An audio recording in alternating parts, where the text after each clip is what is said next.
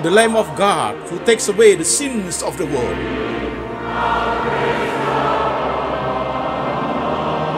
Jesus said, I am the way, the truth, and the life.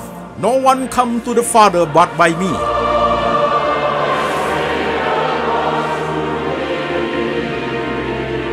For God so loved this world, so he gave his one and the only Son. Whoever believe in him shall not perish, but have eternal life. Shalom, saudara-saudara sekalian, saya Pendeta Antoni Chang. Senang sekali bisa bertemu dengan jemaat sekalian, baik yang ada di kota-kota di Indonesia maupun yang ada di kota-kota di luar negeri. Selamat bertemu kembali. Saudara-saudara sekalian, sebelum kita memulai sesi kedua, part 2, sebelum kita memulai part 2 daripada tema ketika aku kehilangan saudaraku, perlu ada satu informasi buat saudara sekalian. Ketika saudara masuk ke YouTube channel saya, sebelum saudara masuk ke YouTube channel saya, please klik lonceng dan subscribe. Maksudnya saudaraku, ketika khotbah saya yang terbaru dirilis saudaraku, secara otomatis ada notifikasi otomatis di gadget saudara. Saudara langsung nonton saudaraku. Sehingga mempermudah kami tidak usah kirim reminder lagi buat saudara. Ini sudah dilakukan mempermudah. Saudara sudah terima secara otomatis di gadget. Demikian informasi saudara sekalian. Baik saudara-saudaraku, sebelum kita masuk ke seri kedua saudaraku, ketika aku kehilangan, kita doa lebih dahulu. Tuhan, terima kasih untuk hari ini. Berkati setiap kami untuk belajar firman Tuhan di seri kedua, tema ketika aku kehilangan. Berkati setiap kami lewat kebenaran. Tuhan Roh Kudus bekerja, menerjemahkan firman ke dalam bahasa yang boleh kami mengerti, supaya setiap kami dikuatkan melalui kebenaran. Terima kasih Tuhan, dalam nama Tuhan Yesus kami berdoa. Amin. Saudara-saudara sekalian, firman Tuhan yang kita baca diambil dari kitab Roma. Kitab Roma pasal 5, ayat 1-5, demikian firman Tuhan. Ayat pertama. Sebab itu, kita yang dibenarkan karena iman, kita hidup dalam damai sejahtera dengan Allah oleh karena Tuhan kita, Yesus Kristus. Dan oleh Dia, kita juga beroleh jalan masuk oleh iman kepada kasih karunia ini. Di dalam kasih karunia ini, kita berdiri dan kita bermegah dalam pengharapan akan menerima kemuliaan Allah. Dan bukan hanya itu saja, kita malah bermegah juga dalam kesengsaraan kita. Karena kita tahu bahwa kesengsaraan itu menimbulkan ketekunan. Dan ketekunan itu menimbulkan tahan uji. Dan tahan uji itu menimbulkan pengharapan. Dan pengharapan tidak mengecewakan. Karena kasih Allah telah dicurahkan di dalam diri kita oleh Roh Kudus yang telah dikaruniakan kepada kita. Demikian firman Tuhan yang kita baca, saudara-saudara sekalian. Saudara, saya akan membuat resume daripada ketika aku kehilangan part 1, saudaraku, supaya saudara mengikutinya lebih jelas, lebih gampang, saudaraku. Di ketika aku kehilangan, di part 1, saudaraku, resumenya adalah, di situ kita berbicara 3 poin, saudaraku. 1, bahwa setiap manusia pasti akan mengalami kehilangan, cepat atau lambat, saudaraku. Poin kedua, saudaraku, kita harus menerima kenyataan, accept the reality, waktu kita mengalami kehilangan. Poin ketiga, saudaraku, adalah kita harus bisa memisahkan, membedakan antara owner, pemilik, dengan pengelola, saudaraku. Karena pemilik pasti Tuhan, pengelola adalah kita sendiri, saudaraku. Jadi di seri pertama, saudaraku, 3 point sermon, saudaraku. Manusia akan mengalami kehilangan. Yang kedua, we should accept the reality. Yang ketiga, differentiate between owner and manager, saudaraku. Jadi itu seri yang pertama, saudaraku. Dan ketika kita masuk seri kedua, saudara sekalian, waktu kita masuk ke seri 2, hari ini, saudaraku, juga 3 point sermon, saudaraku. Kita bicara mengenai mind, heart, and suffering. Kita bicara mengenai pikiran, kita bicara mengenai hati dan penderitaan. Saudaraku, ingat baik-baik resumenya, saudaraku. Tema ketika aku kehilangan, 3 point sermon. Kehilangan, accept reality, owner, and manager. Ketika aku kehilangan seri kedua, saudaraku, 3 point sermon. Mind, heart, and suffering, saudaraku. Sekarang kita mulai. Saudara perlu ada perhatian, saudaraku. Karena kenapa, saudara sekalian? Belajar khotbah berseri ini untuk memahami pertemuan rohani seperti, saudaraku, ibaratnya seperti orang belajar bahasa Inggris, saudaraku.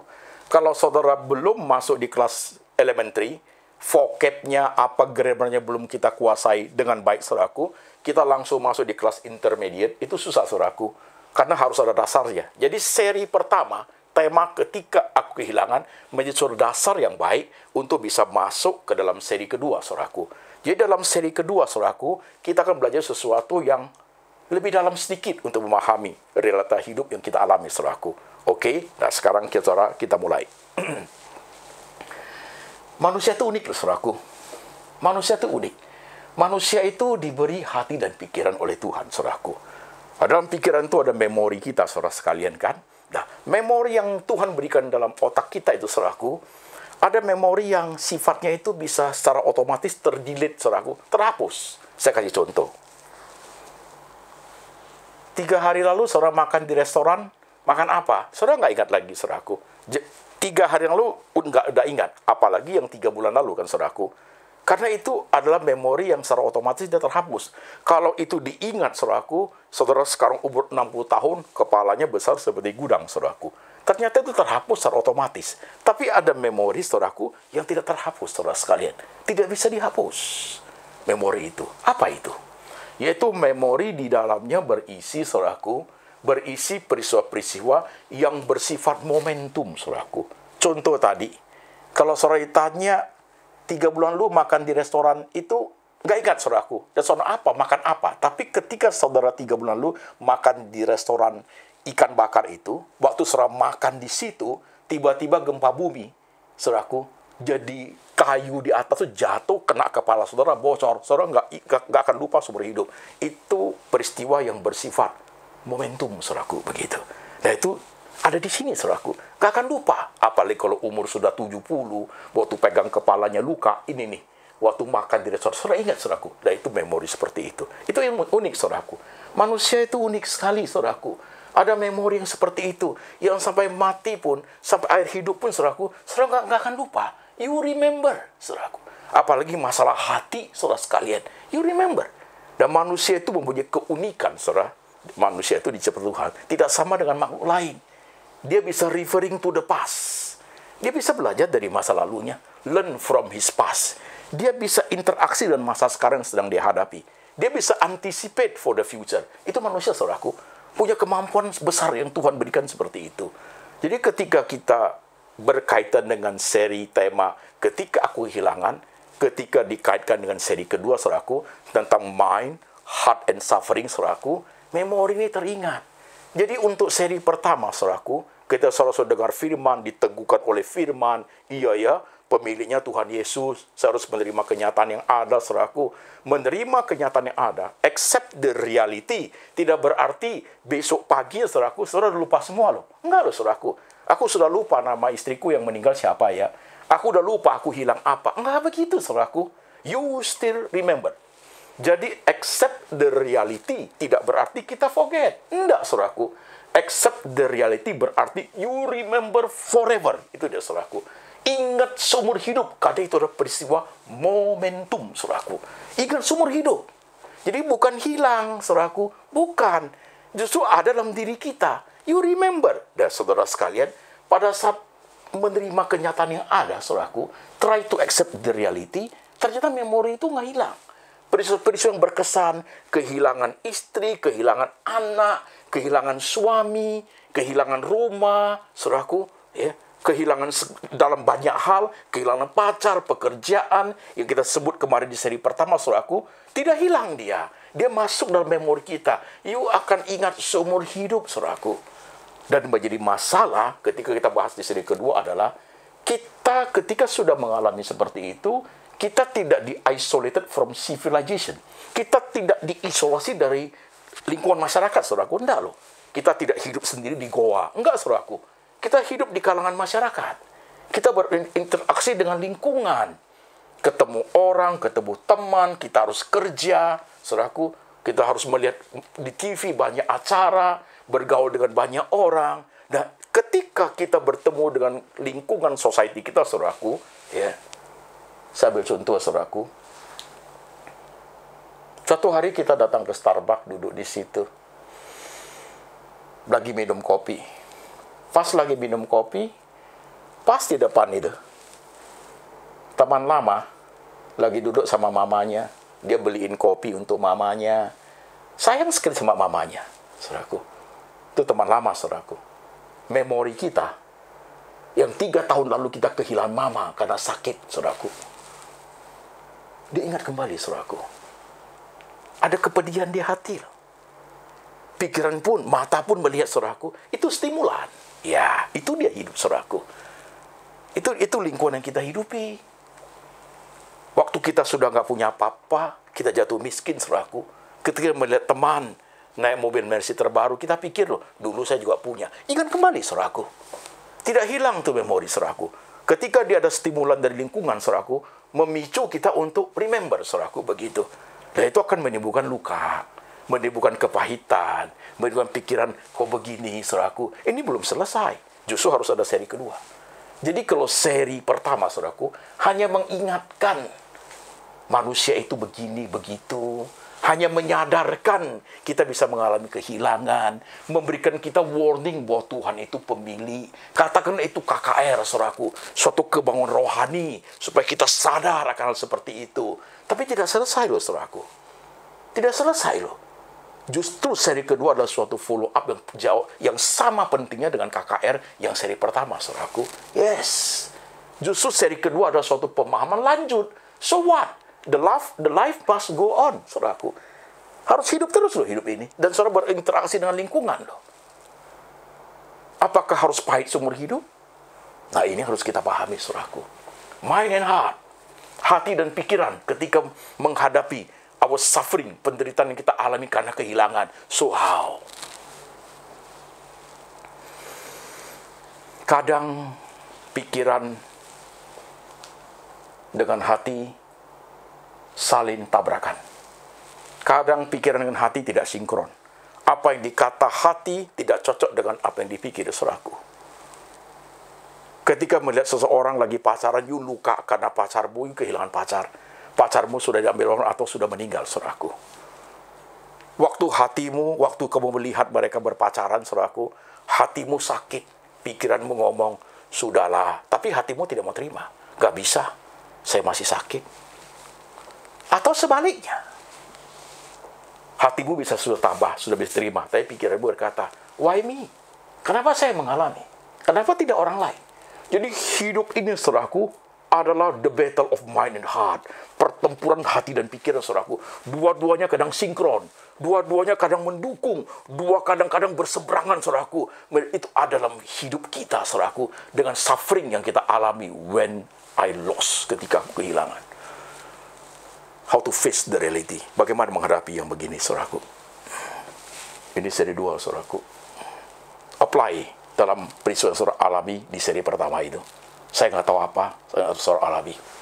Di zaman corona seperti ini, kehilangan uang, pekerjaan, kehilangan harga diri, kehilangan mobil, harus jual itu ruko, rumah, demi untuk hidup, saudaraku.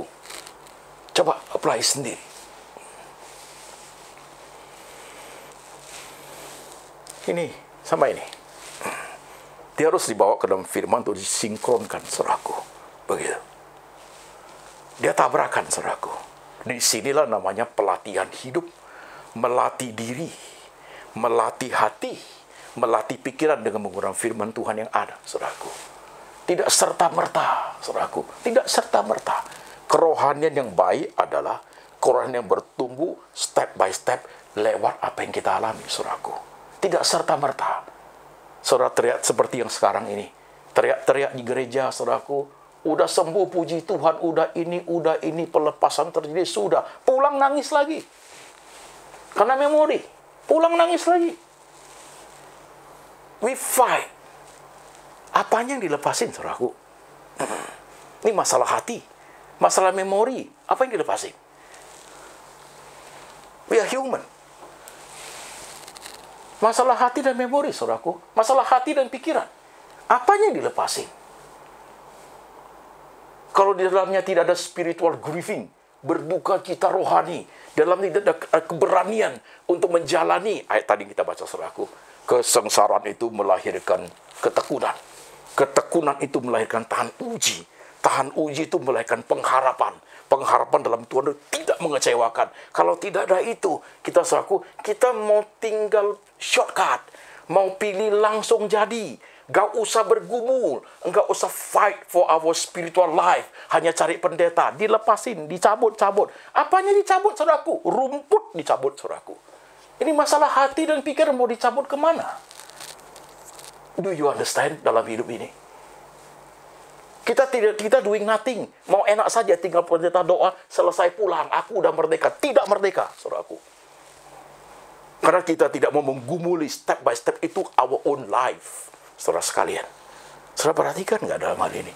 Sorry to say, ini menjadi keras seri kedua. Kalau sudah begitu, saudaraku, terlampau mengasihani diri, terlampau mau ambil enak sendiri, tidak mau untuk berjuang, hanya mau cari pendeta terkenal yang mana, yang bisa mendoakan supaya lepas dari semua kemelut ini. Tidak akan lepas. Saudara perhatikan hati-hati pembelajaran akan firman, saudara sekalian. Di sinilah hati dan pikiran itu harus saling bisa mengisi, saudaraku. Harus bisa saling menguatkan. Kalau hatimu masih sakit, pikiranmu mengajar untuk memotivasi hati. Kalau pikiranmu masih tak bisa terima, hatimu belajar memotivasi pikiran, saudaraku. Dua-duanya harus dibawa ke dalam kebenaran yang kuat, saudara sekalian. Seri pertama, katakan itu KKR. Saudara terpengaruh sekali. Iya Pak, makasih Tuhan Yesus, Engkau baik. Di tengah saya mengalami kehilangan, ada firman seperti itu. Oke, saudaraku. Tapi life must go on. Besoknya kamu harus melewati itu. Kau tidak akan lupa itu, saudaraku. Tidak serta-merta selesai. Dan kalau jemaat bilang sama saya, Pak Antoni, saya masih nangis kok ingat mama. Ya, sangat bisa dimengerti, saudaraku. Iya. Itu tidak serta-merta selesai, saudara sekalian. Ya, 3 hari lagi saudara bisa nangis. Justru dalam kondisi seperti itu, saudaraku, hati dan pikiran harus sinkron. Saya kasih contoh. Ketika hati sedih mengingat kehilanganmu, pikiran bisa mengatakan, jangan lupa ya, itu Tuhan punya. Hati mulai dilunakkan. Pada saat pikiran bertanya, why me? Kenapa itu harus terjadi pada saya? Hati bilang, sudahlah. Gak usah dipikir begitu jauh. Karena anugerah dari Tuhan itu, satu orang dengan orang lain gak sama. Kebenaran itu memerdekakan. Secara perlahan tapi pasti kebenaran itu memimpin, saudaraku. Di tengah air mata, kesulitan tantangan yang berjalan, secara tertatih-tatih di situ, justru kerohanian bangun dari situ. Hati dan pikiran menjadi terbentuk dengan baik. Itulah kerohanian, saudaraku. Itulah kerohanian. Do you understand? Sebab pelan-pelan menyimak. Saya tidak akan melanjut, saudaraku, kalau saudara tidak menyimak dengan baik. Masalah kerohanian tidak ada yang secara singkat terjadi mendadak. Tidak ada. You should struggle by yourself. Kau harus mengarungi dengan dirimu sendiri. Perjuangan itu, saudaraku. Kau harus menjadi the winner between the battle, mind and heart dalam hatimu itu. Di tengah semua kesengsaraan yang kamu harus hadapi. Orang lain tidak bisa bantu you. Orang lain hanya bisa berdoa. Orang lain tidak ada yang bisa menolong you. Hanya berdoa, hanya empati dengan kamu, saudaraku. Yang bisa menolong kita adalah diri kita sendiri, your mind and your heart. Dan di situ ada Tuhan yang besar, yang guide, yang memimpin saudara sekalian. Kesengsaraan itu melahirkan ketekunan. Justru lewat air mata. Suatu hari air matamu menjadi mutiara bagi orang. Yes. Lewat penderitaan yang kamu alami, membuat jiwamu matang. Suatu hari kamu menjadi berkat bagi orang lain. Kalau ambil contoh hidup saya, zaman dulu saya hidup di dunia depresi, saudaraku. Nggak ada yang tolong, saudara. Nggak ada yang tolong. Siapa bisa tolong orang depresi? Orang hanya empati, kasihan, saudaraku. Yang bisa menolong saya hanya diri saya sendiri dan Tuhan, saudaraku. Coba sinkronkan hati dan pikiran. Susah sekali, saudaraku. Tapi justru lewat ketakutan, gelisah, penderitaan, gak tahu harus kemana. Di situ penderitaan itu menciptakan ketekunan di hati saya. Tekun untuk melewati satu persatu bersama Tuhan. Dari ketekunan itu, saudaraku, saya menjadi orang yang tahan uji dengan segala hal yang ada. Dari tahan uji, saudaraku, dengan suatu pengharapan bahwa Tuhan bisa memakai saya menjadi berkat bagi banyak orang. Waktu ketemu orang, saya bersaksi saya orang sakit jiwa, bahkan orang mengatakan kata-kata yang keras, kamu gila, itu tidak menyinggung, saudaraku. Karena racunnya sudah nggak ada. Memori masih ada, kenangannya masih ada. Tapi dari racun yang pahit itu, saudara, sudah berubah menjadi madu, men. Gak mudah belajar begitu. Sudah jadi madu, saudaraku. Bahkan melihat orang depresi, aku tahu. Dia nanti akan menjadi peristiwa yang lalu apa teriakan saya karena aku arungi, saudaraku. Ya. Pernah saudara menyimak hal seperti ini? Coba pelan-pelan lihat dirimu. Saya ingin bagian-bagian hidupmu, saudaraku, tidak ada yang saya lewati. Saya berhenti di situ, saya korek-korek, saudaraku, supaya pulih secara bertahap dan bagus, saudaraku. Tidak ada bagian dilewatkan. Saya main di bagian situ, ada bagian black spot saya korek, saudaraku, supaya dia semua teratur jalannya, saudaraku. Ada penderitaan yang pura-pura kamu simpan, saya nak mau seperti itu. Di bagian itu harus dikeluarin, harus dipahami. Pakai ini untuk dijalani, saudaraku. Mengerti? Tidak boleh pokoknya aku udah lupa, Enggak begitu masalah rohani itu. Saya nggak mau ingat lagi, enggak begitu masalah. You should remember. Karena memori. Manusia itu nggak mungkin lupa untuk peristiwa yang signifikan, yang sifatnya momentum. You never forget, saudaraku. Begitu. Saya ingat kerang mutiara. Kerang mutiara itu, saudara-saudara sekalian. Kerang mutiara. Cara ternak kerang mutiara itu, saudaraku. Saya pernah lihat, saudaraku. Ada teman yang ternak kerang mutiara. Kerang itu diternak, saudara sekalian. Biasanya mereka memberikan pasir yang kecil-kecil, kadang-kadang ya bentuk-bentuk yang tajam kecil-kecil dimasukkan ke situ supaya kerang itu ada di situ, saudaraku. Jadi secara perlahan tapi pasti ketika air disedot oleh kerang, ada pasir yang masuk, saudaraku, pasir kerikil yang tajam, tanpa disadari ada 1-2 yang nempel di badan kerang itu, saudaraku. Nempel di situ. Mau dikeluarin nggak bisa. Dibiarin sakit bukan main, saudaraku. Begitu. Jadi bagaimana? How? Sama kan dengan kehilangan yang kamu alami, saudaraku? Mau dilupakan nggak bisa. Mau dikeluarin bagaimana bisa, saudaraku? Iya kan? You should face. Nah, kerang mutiara itu, saudaraku, kerang itu ketika benda aneh masuk dalam tubuhnya itu dia susah sekali. Susah sekali. Begitu lama dia berguna kesusahan dia, saudaraku. Sakit kan gak enak, saudaraku. Ada barang aneh dalam tubuh kan gak enak, saudaraku. Susah sekali. Sampai cukup lama, saudaraku, dari kesengsaraan itu dia mulai tekun. Mulai menggunakan liurnya. Dia balut, saudaraku. Benda aneh itu dia balut. Dia balut, saudara sekalian. Dia balut 1 hari, 2 hari, sebulan, setahun, saudaraku. Lama-lama sudah keras. Tidak menyakiti lagi. Tapi still benda aneh, saudaraku. Masih terasa benda asing itu, saudaraku. Masih terasa benda asing. Dia balut lagi. Sampai lama, itu air liur itu sudah membalut benda aneh itu, sudah menjadi bulat, saudaraku. Ya, pada saat seperti itu sudah become part of his life. Dan benda bulat itu sudah menjadi bagian dari diri dia. Udah nggak terasa asing. Udah tidak terasa sakit, saudaraku. Sudah bagian dari dia. Sudah lama sekali. Ya, dia bergumul di situ. Dia menggunakan ludahnya. Itu sudah menjadi bulat. Sudah lama sekali. Dan saudaraku, itu disebut kerang mutiara. Kerang mutiara jadi bukan karena tiba-tiba jadi, saudaraku. True suffering. Lewat banyak hal yang dihidupi. Rohani begitu, saudaraku. Through your mind. Through your heart. Lewat peristiwa yang kamu alami. Lewat society yang menstimulan you. You hidup di tengah society. Bisa aja melihat sesuatu yang kamu ingin yang pernah hilang. Itu muncul. Di situ diajarin. You masuk di bagian seperti itu. Supaya kedewasaan rohani you terlatih dengan baik. Lewat kesengsaraan yang bertahun-tahun, berbulan-bulan, berminggu-minggu, melahirkan suatu ketekunan untuk aktif, untuk proaktif, you punya hati dan pikiran cepat kerjasama lewat firman itu untuk diolah, dipahami. Sampai suatu hari hati dan pikiran menjadi kuat, saudaraku, engkau menjadi expert di bidang hati dan pikiran. Apa yang kamu alami sudah tidak jadi racun. Di dalam hati memorinya masih ada, saudaraku, sudah tidak menjadi racun, tapi menjadi madu dalam hidup. Menjadi suatu kekuatan luar biasa. Menjadi suatu cara untuk memahami hidup, saudaraku. Disitulah pengenalan akan Tuhan menjadi bagus. Disitulah kerohanian menjadi cukup matang untuk menjalani hidup yang dilanjutkan oleh Tuhan dalam hidup ini, saudaraku. Saudara mengerti sampai di sini? Saudara paham? Ajar kami Tuhan. Ujilah aku Tuhan. Lihatlah hatiku. Lihatlah pikiranku. Apakah jalanku serong? Tuntunlah aku ke jalan yang kekal.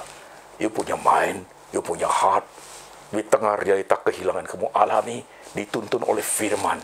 Supaya kamu berani melewati. Bukan melupakan. Bukan tutup mata. Bukan tidak mau ingat. You step by step. Memapaki hari demi hari. Sampai you matang di situ. Lahirlah kerang mutiara, saudaraku. Coba saudara pahami hidup. Saya gak tahu engkau siapa hari ini. Tapi seri kedua menjadi penting, saudaraku. Mungkin malam ini kamu lagi duduk di kamar, pakai handphone, lagi dengar khotbah ini. Siapa tahu bersama teman-teman keluarga, lagi nonton YouTube di TV. Atau saudara di mobil, sambil mau pulang on the way, saudara dengar.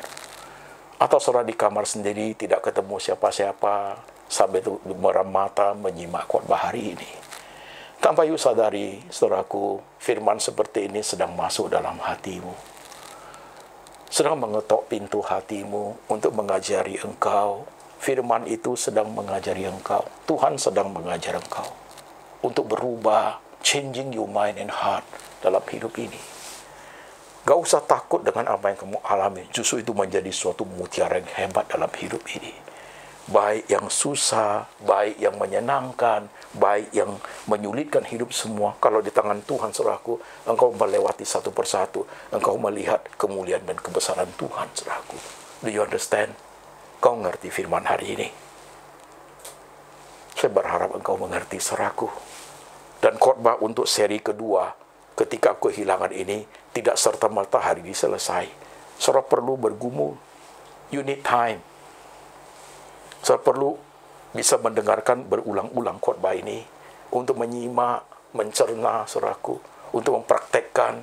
Butuh keberanian, butuh bayar harga, butuh bayar waktu, butuh keberanian, saudaraku, benar, untuk mengarungi. Karena akan ketemu dengan banyak hal yang kadang-kadang membuat kamu putus asa, saudaraku. Tapi Tuhan ada sama kita. Tuhan beserta dengan kita, saudaraku.